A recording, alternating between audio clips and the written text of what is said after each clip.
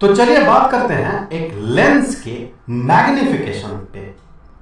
तो सबसे पहले हमें यह समझना होगा कि ये जो मैग्निफिकेशन है इस शब्द का मतलब क्या है।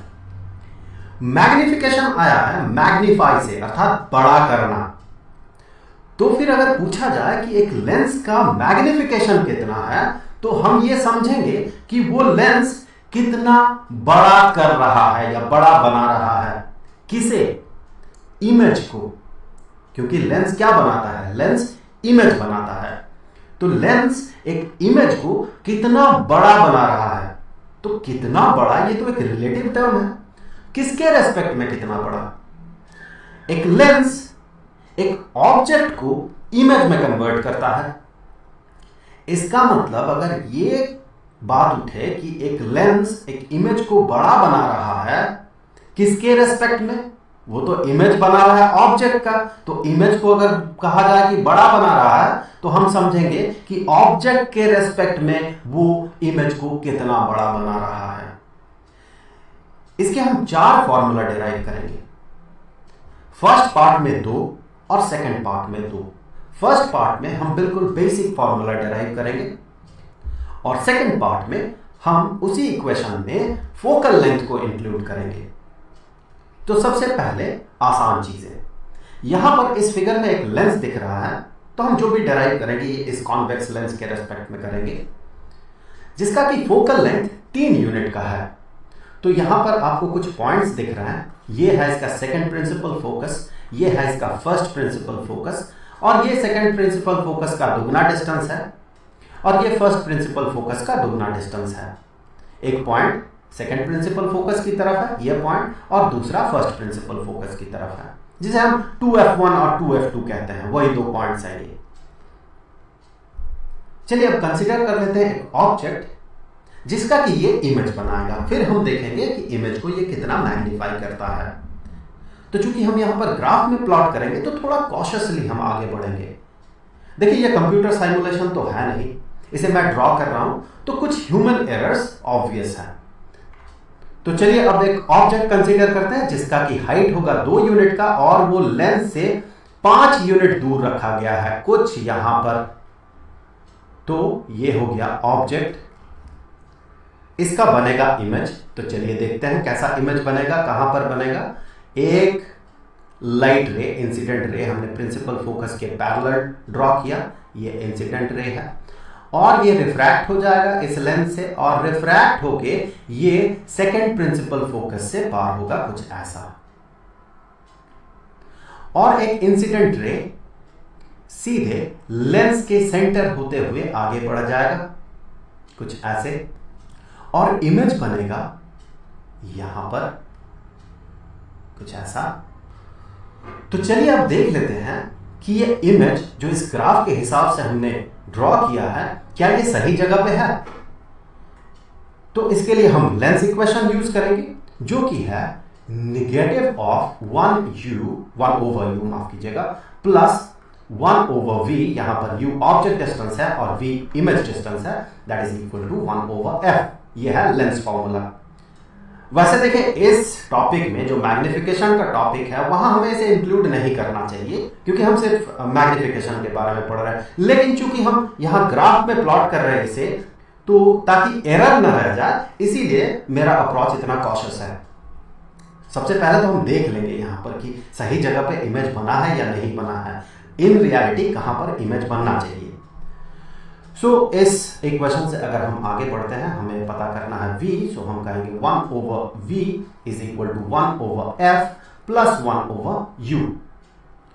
सो वैल्यूज अगर पुट करते हैं यहां पर, ये जो f होता है, मैं यहां बता दूं, इस लेंस के लिए ये सेकंड प्रिंसिपल फोकल लेंथ होगा। So second principal focal length जो कि होगा 3 यूनिट का, और इसका जो साइन होगा ये पॉजिटिव होगा, प्लस 1/u अर्थात ऑब्जेक्ट डिस्टेंस, यहां से देखें, जो कि 5 यूनिट दूर है इस लेंस के सेंटर से, और इसका जो साइन होगा ये नेगेटिव होगा, क्योंकि इंसिडेंट रेज इस डायरेक्शन में प्रोपेगेट कर रहा है और हम मेजर कर रहे हैं उसके ऑपोजिट डायरेक्शन में। सो -5 होगा ऑब्जेक्ट डिस्टेंस। सो यहां पर -5, इसे कंप्यूट करें तो ये होगा 1/3 -1/5। इससे आगे बढ़े तो डिनोमिनेटर में 15, न्यूमरेटर में 5 minus 3, so that is equal to 2/15। So ये अगर 1/v हुआ, सो हम कहेंगे कि v अर्थात image distance is equal to 15/2, that is equal to 7.5। देखिए क्या ये पॉइंट यहां जहां पर ये इमेज बन रहा है, ये पॉइंट 7.5 है। 1 2 3 4 5 6 7 एंड 7.5। चलिए ठीक है, तो इसका मैग्निफिकेशन कितना होगा? तो देखिए मैग्निफिकेशन का जो मतलब है वो है कि इमेज ऑब्जेक्ट से कितना गुना बड़ा हो रहा है, कितना टाइम्स बड़ा हो रहा है। सो यहां पर हम कहेंगे कि मैग्निफिकेशन इस लेंस का मैग्निफिकेशन, चलिए इसे m से डिनोट करते हैं। So magnification m is equal to height of image divided by height of object. यहां देखिए, अगर ये ऑब्जेक्ट 2 यूनिट का हुआ और फिगर के हिसाब से ये इमेज जो है ये 3 यूनिट का है, तो फिर मैग्निफिकेशन कितना, ये इमेज कितना टाइम्स बड़ा है इस ऑब्जेक्ट से? ये 3/2 टाइम्स बड़ा है, मतलब कि ये 1.5 गुना बड़ा है ऑब्जेक्ट से। तो इसीलिए फॉर्मूला होता है height of image divided by height of object. देखिए हाइट ऑफ इमेज 3 यूनिट्स और हाइट ऑफ ऑब्जेक्ट 2 यूनिट्स, ये हो गया मैग्निफिकेशन। मैग्निफिकेशन यहां पर इस केस में 1.5 गुना है। यहां ध्यान लगाने वाली बात यह है कि ये जो मैग्निफिकेशन है इसमें साइन होता है, और वो साइन ये बताता है कि जो इमेज बन रहा है वो ऑब्जेक्ट जिस डायरेक्शन में है, जैसे कि यहां पर ऑब्जेक्ट ऊपर की तरफ है, क्या इमेज भी उसी डायरेक्शन में है? इस केस में तो नहीं है, इमेज तो उल्टे तरफ बन रहा है, नीचे की तरफ बन रहा है। इसका मतलब मैग्निफिकेशन 1 से ज्यादा तो होगा, क्योंकि यहां इमेज ऑब्जेक्ट से बड़ा है, लेकिन उसका साइन नेगेटिव होना चाहिए। सो फिर उस लॉजिक के हिसाब से क्या ये जो फॉर्मूला है ये सही है, या फिर हमें एक नेगेटिव साइन अपेंड करना होगा? आप कुछ देर वीडियो को पॉज करके सोच ले। देखिए, अब मान ले कि आपने ये इक्वेशन बना के दिया मुझे और मैं ये इक्वेशन यूज करूंगा। तो हमेशा हम जब भी कोई इक्वेशन यूज करते हैं वहां पर हम साइन कन्वेंशन इंसर्ट करते हैं। जैसे कि हमें दिया गया था ये इक्वेशन साइन कन्वेंशन के हिसाब से दिया गया था, लेकिन जब हम वैल्यूज पुट कर रहे थे तो यहां पर मैंने नेगेटिव साइन पुट किया था। इसका मतलब मैं साइन कन्वेंशन इंक्लूड कर रहा हूं। जब भी आपको कोई भी इक्वेशन मिलेगा आप उसमें जो वैल्यू पुट करेंगे वो अकॉर्डिंग टू साइन कन्वेंशन होना चाहिए। तो अगर हम यहां पर साइन कन्वेंशन इंसर्ट करें या इंक्लूड करें तो इस केस में जो मैग्निफिकेशन होगा वो कितना होगा? तो देखिए, अगर हमारे पास ये फॉर्मूला रहे कि height of image divided by height of object, तो हम कौन कौन सा वैल्यू पुट करेंगे, क्या क्या वैल्यू पुट करेंगे? तो हाइट ऑफ इमेज जो कि 3 यूनिट का हमें दिख रहा है, लेकिन अकॉर्डिंग टू साइन कन्वेंशन चूंकि ये नीचे की तरफ है और हमें पता है कि प्रिंसिपल एक्सिस के ऊपर की तरफ हम अगर चीजों को पॉजिटिव कंसीडर करें तो नीचे की तरफ हमें उसे नेगेटिव कंसीडर करना होगा। सो अकॉर्डिंग टू दैट हम हाइट ऑफ इमेज को 3 नहीं बल्कि -3 कंसीडर करेंगे, और हाइट ऑफ ऑब्जेक्ट जो है उसे हम पॉजिटिव कंसीडर करेंगे, और ये हो गया 2। तो मैग्निफिकेशन जो होगा यहां पर 1.5 तो होगा, लेकिन उसका जो साइन होगा वो नेगेटिव होगा। आगे चल के कुछ और एग्जांपल हम कंसीडर करेंगे जिसमें कि आपको पता चलेगा कि मैग्निफिकेशन कब पॉजिटिव होगा। अब देखते हैं एक और फॉर्म हम मैग्निफिकेशन के लिए डिराइव करते हैं। यहां पर हम कंसीडर करेंगे 2 ट्राइंगल्स, एक तो ट्राइंगल ये वाला और दूसरा ट्राइंगल हम कंसीडर करेंगे ये वाला ट्राइंगल। तो यहां पर अगर आप इस लाइन को कंसीडर करें, ये तो एक ही लाइन है, तो इस लाइन को कंसीडर करें और इस लाइन को कंसीडर करें, ये भी एक ही लाइन है, तो वहां से आप समझ सकते हैं कि ये जो एंगल बनेगा ये बराबर होगा इस एंगल के। जैसे ये दो एंगल्स बराबर हो गए और चूंकि ये 90 डिग्री का है और ये भी 90 डिग्री का है, तो यहां ये जो एंगल बनेगा ये भी इसके साथ बराबर होगा, क्योंकि तीनों का सम जो है, तीनों एंगल्स का सम 1 2 3 तीनों को 180 डिग्री होना है, 180 डिग्री, और इसे भी 180 डिग्री होना है इन तीनों को। सो चूंकि ये और ये बराबर है इसके और इसके साथ, तो इसे भी इसके बराबर होना है। इसका मतलब ये दो ट्राइंगल्स ये सिमिलर ट्राइंगल्स हैं, और हमें पता है सिमिलर ट्राइंगल्स के लिए इसका जो लेंथ है, इस साइड का लेंथ है डिवाइडेड बाय इस साइड का जो लेंथ है इज इक्वल टू इस साइड का लेंथ डिवाइडेड बाय इस साइड का लेंथ। तो उस लॉजिक से अगर मैं पहले इसे कंसीडर करूं, ये डिवाइडेड बाय ये, तो हम क्या कह सकते हैं? देखिए, हम कहेंगे इस केस में ये है height of image, so height of image divided bye ये वाला अगर हम कंसीडर करें, ये लेंथ, ये है इमेज डिस्टेंस v। अभी हम साइन कन्वेंशन को कंसीडर नहीं कर रहे हैं, हम करेंगे, जो कि बराबर होना चाहिए ये डिवाइडेड बाय ये, अर्थात height of object divided by object distance. ना अगर हम साइन कन्वेंशन को इंक्लूड करें तो यहां पर हाइट ऑफ इमेज जो है ये नेगेटिव होगा और ये जो ऑब्जेक्ट डिस्टेंस है ये नेगेटिव होगा, बाकी ये और ये दोनों पॉजिटिव होंगे। सो अब इस फॉर्मूला से अगर हम आगे बढ़ते हैं तो हम कहेंगे कि HI अर्थात height of image divided by HO अर्थात height of object is equal to V divided by U। Negative signs कहां गए? अगर हम नेगेटिव साइन को कंसीडर कर भी लेते हैं, सो नेगेटिव, दोनों ही फ्रैक्शन नेगेटिव, यहां एक नेगेटिव इस फ्रैक्शन के लिए और यहां ये नेगेटिव साइन उस फ्रैक्शन के लिए, सो ये दोनों तो कैंसिल हो जाएंगे। नेगेटिव 1 से मल्टीप्लाई कर दे इस फ्रैक्शन को और इस फ्रैक्शन को, तो फिर ये नेगेटिव साइंस जो है ये कैंसिल हो जाएंगे। तो फिर चूंकि ये है मैग्निफिकेशन, तो हम कहेंगे ये भी है मैग्निफिकेशन। सो इससे आगे हम कह सकते हैं कि magnification is equal to V divided by U अर्थात image distance divided by object distance. तो चलिए इससे आगे हम देख लेंगे कि according to this formula magnification हमारा सही आ रहा है या नहीं आ रहा है। हमने देखा था इस केस में मैग्निफिकेशन नेगेटिव 1.5 है, तो इस फॉर्मूला को अगर हम यहां पर यूज करें तो हमें मिलेगा कि जो मैग्निफिकेशन है, magnification is equal to image distance जो कि है 1 2 3 4 5 6 7 एंड हाफ हमने पता लगाया भी था मैथमेटिकली कि ये 7.5 है। सो 7.5 डिवाइडेड बाय ऑब्जेक्ट डिस्टेंस जो कि है 5 हमने कंसीडर किया था विदाउट साइन कन्वेंशन, जो कि है 5 यूनिट्स का, और इसका साइन होगा नेगेटिव। देखिए 1 2 3 4 5, और हम चूंकि इंसिडेंट रे के अपोजिट डायरेक्शन में प्रोपेगेट कर रहे हैं इसे मेजर करने के लिए, so negative sign, so negative 5। आप इसे इवैल्यूएट करें, आप पाएंगे ये होगा नेगेटिव 1.5। चलिए एक और एग्जांपल कंसीडर कर लेते हैं।